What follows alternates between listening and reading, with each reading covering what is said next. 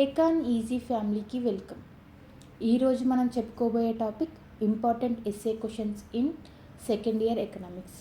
ఎవరైతే కొన్ని మార్కులతో అండ్ ప్రజెంటేషన్ రాక ఎస్ఏ క్వశ్చన్స్ ఎక్కడి వరకు రాయాలో తెలియక ఫెయిల్ అయిన స్టూడెంట్స్ ఉన్నారో వాళ్ళ కోసమే ఈ వీడియోకి వెళ్ళే ముందు ఈ వీడియోని మీ ఫ్రెండ్స్కి షేర్ చేయండి and don't forget to subscribe this channel. ఈ వీడియోలో నేను మీకు చెప్తాను లాంగ్ ఆన్సర్ స్ట్రక్చర్ ఎలా ఉండాలి, ఎలా స్టార్ట్ చేయాలి, ఎలా పాయింట్స్ రాయాలి. నేను ఈ వీడియోలో మీకు అవన్నీ కూడా చెప్తాను. ఫస్ట్ రూల్ అండి, లాంగ్ ఆన్సర్ అంటే మనం అందరం కూడా ఒక థియరీ లాగా అంటే స్టోరీ లాగా రాస్తుంటాం. ఎందుకంటే అది లాంగ్ ఆన్సర్ కదా, ఎక్కువ పేజెస్ రావాలి అని చెప్పి మనం ఒక థియరీ లాగా రాస్తుంటున్నాం. అలా రాయడం వల్ల ఏమవుతుంది, అది ఒక స్టోరీ లాగా కనపడుతుందండి. కాబట్టి మనం లాంగ్ ఆన్సర్ని ఎప్పుడు కూడా ప్రాపర్ స్ట్రక్చర్లో ఉండేలాగా చూసుకోవాలి. ఫస్ట్ ఫార్మాట్లో మనం ఏం చేయాలి, ఇంట్రడక్షన్ రాయాలండి. ప్రతి క్వశ్చన్కి మనం ఇంట్రడక్షన్ రాయాలి. ఇంట్రడక్షన్ 2-3 లైన్స్ మాత్రమే ఉంటుంది, సరిపోతుంది. మనం ఖచ్చితంగా ఇంట్రడక్షన్ అనే పాయింట్ని పెట్టి 2-3 లైన్స్ దానికి సంబంధించింది ఏదైనా ఇంట్రడక్షన్ రాయాలి. తర్వాత ఆల్ హెడ్డింగ్స్ లేదా ఆల్ పాయింట్స్ ఒకేసారి రాసి తర్వాత వాటిని ఎక్స్ప్లెయిన్ చేయాలండి. లాస్ట్లీ కంక్లూజన్ యాడ్ చేయాలి, అది కూడా 2 లైన్స్లో.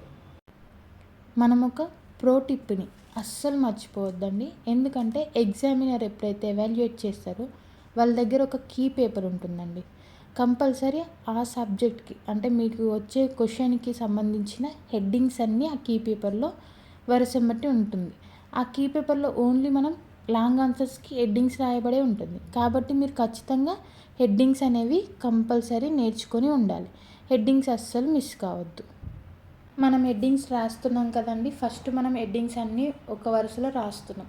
రాసిన తర్వాత అందరూ ఏం చేస్తారంటే మనకి బాగా గుర్తున్న దాన్నేమో బాగా ఎలాబొరేట్ చేసి రాస్తారండి. నెక్స్ట్ది మిగతావి మర్చిపోయిన దాన్ని వదిలేస్తారు. ఆ క్వశ్చన్ని ఎక్స్ప్లెయిన్ చేసి వదిలేస్తారు. అలా కాదండి, ప్రతి ఒక్క హెడ్డింగ్కి కనీసం ఒక 5 పాయింట్స్ నేర్చుకొని ఆ 5 పాయింట్స్ మాత్రమే రాయండి. ఎప్పుడైనా పాయింట్స్ షార్ట్గా రాయాలండి. మనం ఏదో మనకు వచ్చు కదా అని చెప్పి ఆ క్వశ్చన్ మొత్తం రాయాలి కదా అని చెప్పి బుక్లో ఉన్నదంతా రాయకూడదండి. ఇంపార్టెంట్ పాయింట్స్ కొంచెం షార్ట్గా రాయాలి. అందులో కీవర్డ్స్ని అండర్లైన్ చేస్తూ రాయాలండి. అప్పుడే క్వశ్చన్ని మనం క్లియర్గా రాసినట్టు. ఇప్పుడు మనం ఒక ఎగ్జాంపుల్ చూద్దామండి. ఇది కీ పేపర్లో ఎగ్జామినర్కి ఇలాగే ఉంటుందండి. కీ పేపర్లో ఒక క్వశ్చన్కి ఎంతవరకు ఆన్సర్ రాయాలని మీకు ఆల్రెడీ అందరికీ తెలుసు. సెకండ్ ఇయర్ ఎకనామిక్స్ చదివే ప్రతి ఒక్కరికి తెలుసు. ఫస్ట్ యూనిట్లో మనకి characteristics of developing economics with special reference to India, ఈ క్వశ్చన్ అనేది మనకి ప్రతి ఇయర్ ఎప్పుడు రిపీటెడ్గా వస్తుందండి. అది మరి కీ పేపర్లో ఎగ్జామినర్ ఎలా మీ పేపర్ని దిద్దుతారంటే ఇలా వస్తుందండి. Characteristics of developing economics with special reference to India.